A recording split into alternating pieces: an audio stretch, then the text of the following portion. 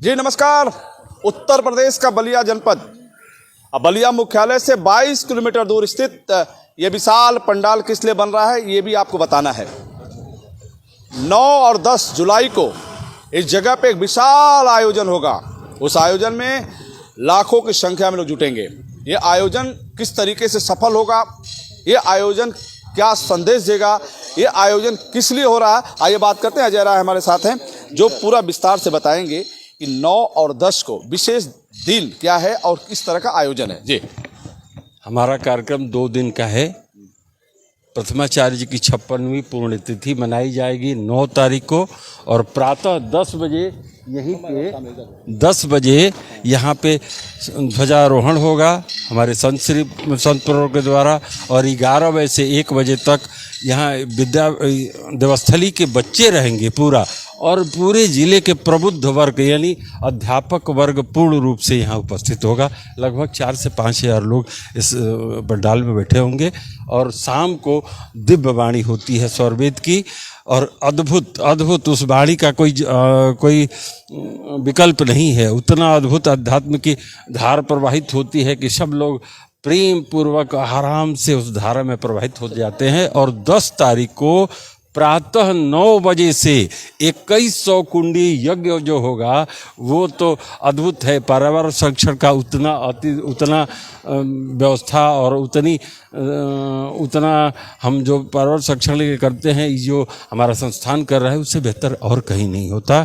तो 2100 कुंडी पूरे देश से श्रद्धालु आ रहे हैं। छत्तीसगढ़, बंगाल, मणिपुर, इम्फाल और बिहार, उत्तर प्रदेश के तो सारे जिले, लगभग 54 जिले के लोग यहाँ उपस्थित हो रहे हैं। लगभग 10,000 की संख्या होगी। इसलिए बलिया जिले के जितने भी लोगों तक हमारी आवाज़ जा रही है, उनसे करबद्ध प्रार्थना है कि स्वामी जी की अमृत वाणी जो 8 बजे शाम से प्रारंभ होगी और उसके पहले 6 बजे से दिव्य वाणी संत प्रवर की होगी, उनको श्रवण करें और अपना कल्याण कर लें। जी, प्रवचन, हवन कुंड के अलावा प्रदर्शनी भी लगेगी? हाँ, यहाँ उपदेश कक्ष भी है और यहाँ विद्या जो हमारे पूरे संस्थान के जो भी पुस्तक है, जो भी दवा बनती है आयुर्वेद की और नेचुरोपैथी की जो दवा होती है, होम्योपैथी की जो दवा हमारे यहाँ बनती है, सबकी प्रदर्शनी इस बड़े पंडाल में लगी होगी। चलिए, दूसरी सवाल मेरा ये है कि हजारों की संख्या में लोग आएंगे, उनके रहने खाने की व्यवस्था आयोजन समिति कैसे करेगा? जी, इसमें बगल में ये जो पंडाल है, इसमें लगभग 10,000 स्क्वायर फीट का ये पंडाल एक बन रहा है।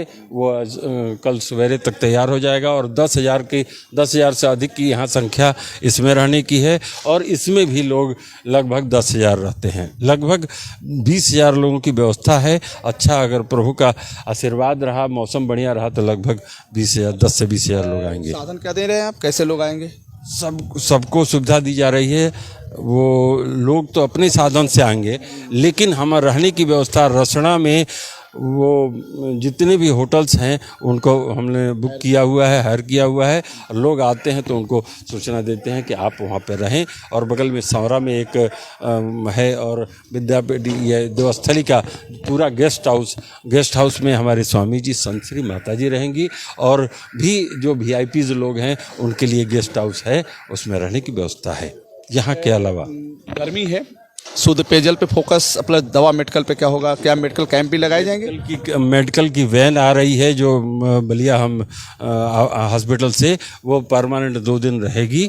सचल मेडिकल दल, सारी सुविधाएं, सारे मेडिकल हैं यहाँ। फायर ब्रिगेड की गाड़ी भी उपलब्ध रहेगी। किसी तरह का कोई व्यवधान न हो। और पेयजल के लिए नगरपालिका बलिया, नगरपालिका रसना और चीत बड़ा गाँव से शुद्ध पेयजल की गाड़ी आ रही है और सचल वो शौचालय भी रहेगा।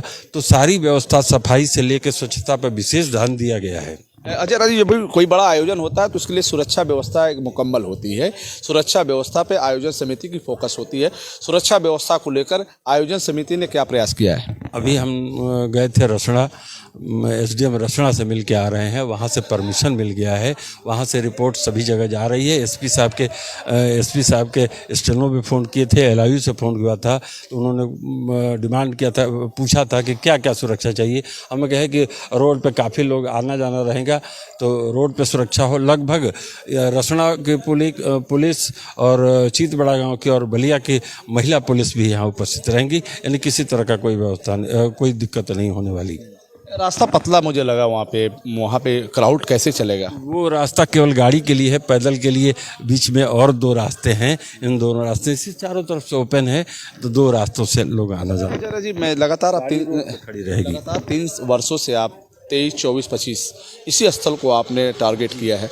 चूँकि महाराज जी का जन्मस्थली के पूरे ज़िले की बात करें तो, और आप रसड़ा तहसील में अंतर्गत इस जगह को तीसरी बार लगातार कर रहे हैं, और जगह पे आप फोकस नहीं कर पा रहे हैं? नहीं, और जगह का हम कर लिए हैं। बलिया गढ़वार से होते हुए इधर आ रहे हैं। अगला स्टेप हमारा बेलथरा रोड होने जा रहा है, और वहाँ भी प्रयास होगा कि 2 साल इस जो हमारी तपोभूमि है वृत्तिकूट आश्रम, उसके इर्द गिर्द स्वामी जी का निर्देश है कि उसके इर्द गिर्द सारे लोगों को इस ज्ञान से जोड़ा जाए, ज्ञान का प्रचार हो। तो ये तीसरा प्रयास इसलिए था कि प्रिंसिपल साहब पीसी श्रीवास्तव जो देवस्थली के हैं, उनका ये था कि प्रबुद्ध वर्ग को इस बार हम विशेष रूप से इसमें जोड़ने का प्रयास कर रहे हैं। हमारे बच्चे इसमें आएंगे, लगभग 3000 बच्चे यहाँ पे परसों उपस्थित रहेंगे। ये प्रवचन पूरा संगीतमय होगा? संगीतमय, दिव्य वाणी संगीतमय ही होती है, अद्भुत।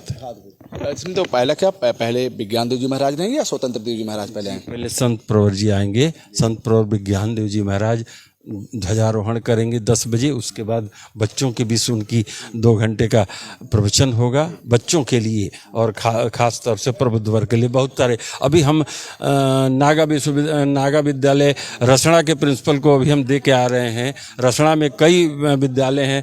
कल हम गए थे बेलथरा रोड के सेंट जेवियर स्कूल के प्रबंधक, और उनको भी निमंत्रण दिए हैं। तब सारे लोगों, प्रबुद्ध वर्गों को, प्रिंसिपल, प्रबंधक को हमने निमंत्रण दिया है।